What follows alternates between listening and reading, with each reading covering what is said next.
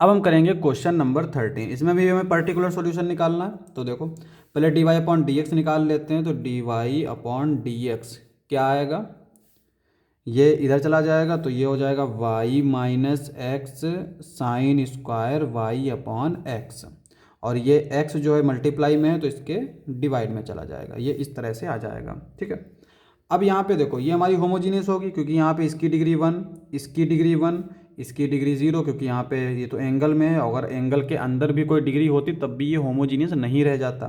इसकी डिग्री 0, इसकी डिग्री 1, तो ओवरऑल डिग्री 1 है क्योंकि इस टर्म की डिग्री 1 है, इस टर्म की डिग्री 1 है और इस टर्म की डिग्री 1 है। तो इसका मतलब ये होमोजीनियस हो जाएगा। अगर होमोजीनियस हो गया तो putting y is equal to v x.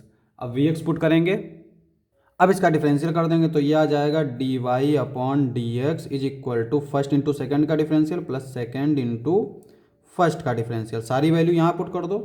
This implies that Y D Y upon D X is equal to V plus X D we upon D X is equal to Y की जगह पर V x put कर दो minus x sine square Y की जगह पर V x upon x.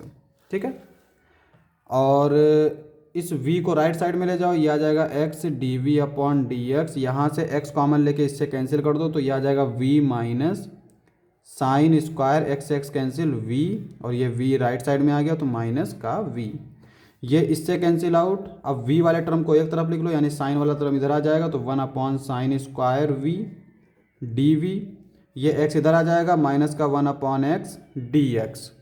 इसका integration कर दो तो कांस्टेंट ले लो c1 या c ले लो।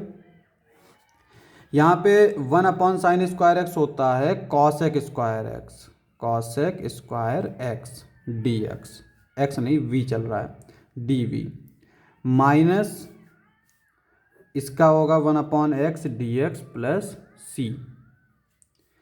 कॉसेक स्क्वायर एक्स का इंटीग्रेशन होता है माइनस का कॉट एक्स, तो यह आ जाएगा माइनस का cot v is equal to minus का लॉग x प्लस सी।